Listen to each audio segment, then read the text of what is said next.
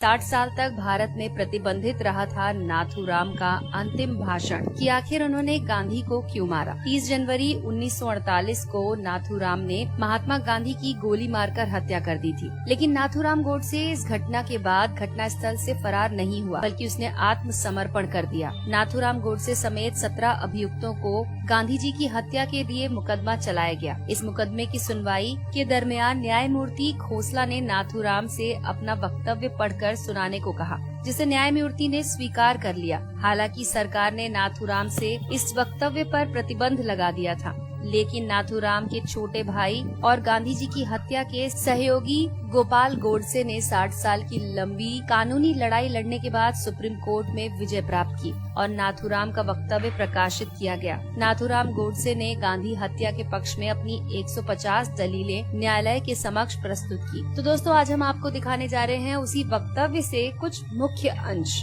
नाथूराम का विचार था कि गांधी जी की अहिंसा हिंदुओं को कायर बना देगी। कानपुर में गणेश शंकर विद्यार्थी को मुसलमानों ने निर्दयता से मार दिया था। महात्मा गांधी भी हिंदुओं से गणेश शंकर विद्यार्थी की तरह अहिंसा के मार्ग पर चलना और बलिदान करने की बातें करते थे। नाथूराम गोडसे को भय था कि गांधी जी की अहिंसा वाली नीति हिंदुओं को कमजोर बना देगी और वो अपना अधिकार प्राप्त नहीं कर पाएंगे। 1919 को अमृतसर के जलियांवाला बाग में गोलीकांड के बाद से पूरे देश में ब्रिटिश हुकूमत के खिलाफ आक्रोश उफान हो गया था। भारतीय जनता इस नरसंहार के खलनायक जनरल डायर पर अभियोग चलाने की मंशा को लेकर गांधी जी के पास गई, लेकिन गांधी जी ने भारतवासियों के इस आग्रह को समर्थन न देने का साफ साफ कह दिया। महात्मा गांधी ने खिलाफत आंदोलन का समर्थन करके भारतीय राजनीति में सांप्रदायिकता का जहर घोल दिया। महात्मा गांधी खुद को मुसलमानों का हितैषी की तरह पेश करते थे। वो केरल के मोपला मुसलमानों द्वारा वहां के 1500 हिंदुओं को मारने और 2000 से अधिक हिंदुओं को मुसलमान बनाए जाने की घटना का विरोध तक नहीं कर सके। कांग्रेस के त्रिपुरा अधिवेशन में नेताजी सुभाष चंद्र बोस को बहुमत से कांग्रेस अध्यक्ष चुन लिया गया, किंतु गांधी जी ने अपने प्रिय सीतारमैया का समर्थन दे दिया। गांधी जी ने सुभाष चंद्र बोस से जोर जबरदस्ती करके इस्तीफा देने के लिए उन्हें मजबूर कर दिया। 23 मार्च 1931 को भगत सिंह, सुखदेव और राजगुरु को फांसी दे दी गई। गांधी जी कश्मीर के हिंदू राजा हरि सिंह से कहा कि कश्मीर मुस्लिम बहुल क्षेत्र है, अतः वहाँ का शासक कोई मुसलमान होना चाहिए। अतएव राजा हरि सिंह को शासन छोड़कर काशी जाकर प्रायश्चित करना चाहिए, कि हैदराबाद के निजाम के शासन का गांधी जी ने समर्थन किया था, जबकि हैदराबाद हिंदू बहुल क्षेत्र था। गांधी जी की नीतियां धर्म के साथ बदलती रहती थीं। उनकी मृत्यु के बाद सरदार पटेल ने सशक्त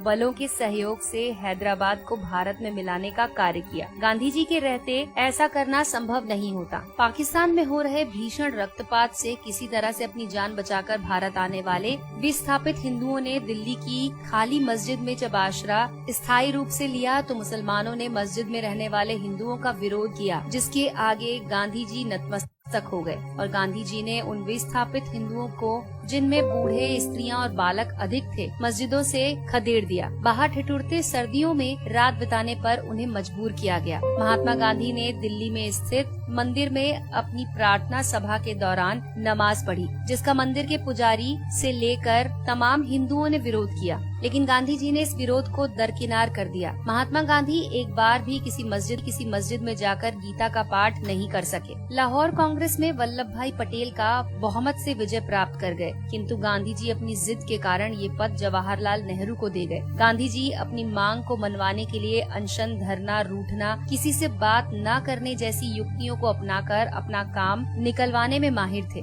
इसके लिए वो नीति अनीति का लेश मात्र भी विचार नहीं करते थे। 14 जून 1947 को दिल्ली में आयोजित अखिल भारतीय कांग्रेस समिति की बैठक में भारत विभाजन का प्रस्ताव अस्वीकृत होने वाला था, लेकिन गांधी जी ने वहां पहुंचकर प्रस्ताव का समर्थन रखा। ये भी तब जबकि गांधी जी ने स्वयं ही ये कहा था कि देश का विभाजन उनकी लाश पर होगा। न सिर्फ देश का विभाजन हुआ, बल्कि लाखों निर्दोष लोगों का कत्लेआम भी हुआ। गांधी जी ने कुछ नहीं किया। धर्मनिरपेक्षता के नाम पर मुसलमान तुष्टीकरण की नीतियों के जन्मदाता महात्मा गांधी ही थे। जब मुसलमानों ने हिंदी को राष्ट्रभाषा बनाए जाने का विरोध किया, तो महात्मा गांधी ने इसे स्वीकार कर लिया। हिंदी की जगह हिंदुस्तानी को बढ़ावा देने लगे। बादशाह राम और बेगम सीता से शब्दों का चलन शुरू हुआ। कुछ एक मुसलमान द्वारा वंदे मातरम गाने का विरोध करने पर महात्मा गांधी झुक गए और इस प्रस्ताव को भारत का राष्ट्रगान नहीं बनने दिया। गांधी जी ने अनेक अवसरों पर शिवाजी, महाराणा प्रताप, गुरु गोविंद सिंह जी को पथभ्रष्ट देशभक्त कहा। वहीं दूसरी ओर गांधी जी ने मोहम्मद अली जिन्ना को कायदे आजम कहकर पुकारा। कांग्रेस ने 1931 में स्वतंत्र भारत के राष्ट्र ध्वज बनाए जाने के लिए एक समिति का गठन किया था। इस समिति ने सर्वसम्मति से चरखा और भगवा वस्त्र को भारत का राष्ट्र ध्वज के डिजाइन को मान्यता दी, किंतु गांधी जी की जिद के कारण उसमें तिरंगा बनाया गया। जब सरदार वल्लभ भाई पटेल के नेतृत्व में सोमनाथ मंदिर का सरकारी व्यय पर पुनर्निर्माण करने का प्रस्ताव पारित किया गया, तब गांधी जी, जो कि मंत्रिमंडल के सदस्य भी नहीं थे, सोमनाथ मंदिर पर सरकारी व्यय के प्रस्ताव को निरस्तर कर दिया और 13 जनवरी 1948 को आमरण अनशन के माध्यम से सरकार पर दिल्ली की मस्जिदों का सरकारी खर्च से पुनर्निर्माण करने का दबाव डालने लगे। भारत को स्वतंत्रता के बाद पाकिस्तान को एक समझौते के तहत 75 करोड़ रुपए देने थे। भारत ने 20 करोड़ रुपए दे भी दिए थे, लेकिन इसी बीच 22 अक्टूबर 1947 को पाकिस्तान ने कश्मीर पर आक्रमण कर दिया। केंद्रीय मंत्रिमंडल ने आक्रमण से क्षुब्ध होकर 55 करोड़ की राशि न देने का निर्णय ले लिया था, जिसका महात्मा गांधी ने विरोध किया और आमरण अनशन शुरू कर दिया, जिसके परिणाम स्वरूप 55 करोड़ की राशि भारत ने पाकिस्तान को दी। महात्मा गांधी भारत के नहीं अपितु पाकिस्तान के राष्ट्रपिता थे, जो हर एक कदम पर पाकिस्तान के पक्ष में खड़े रहे, फिर चाहे पाकिस्तान की मांग जायज हो या नाजायज। गांधी जी ने कदाचित इसकी परवाह नहीं की। तो दोस्तों, इन घटनाओं को देश विरोधी मानते हुए नाथूराम गोडसे ने महात्मा गांधी की हत्या को न्यायोचित ठहराने का प्रयास किया। नाथूराम ने न्यायालय में स्वीकार किया कि महात्मा गांधी बहुत बड़े देशभक्त थे। उन्होंने निस्वार्थ भाव से देश सेवा की। मैं उनका बहुत आदर करता हूँ, लेकिन किसी भी देशभक्त को देश के टुकड़े करने के एक संप्रदाय के साथ पक्षपात करने की अनुमति नहीं दे सकता हूँ। गांधी जी की हत्या के सिवाय मेरे पास कोई दूसरा उपाय नहीं था। तो दोस्तों, अगर आपको ये जानकारी पसंद आई हो तो इस वीडियो को लाइक कीजिए और अपने दोस्तों के साथ शेयर कीजिए।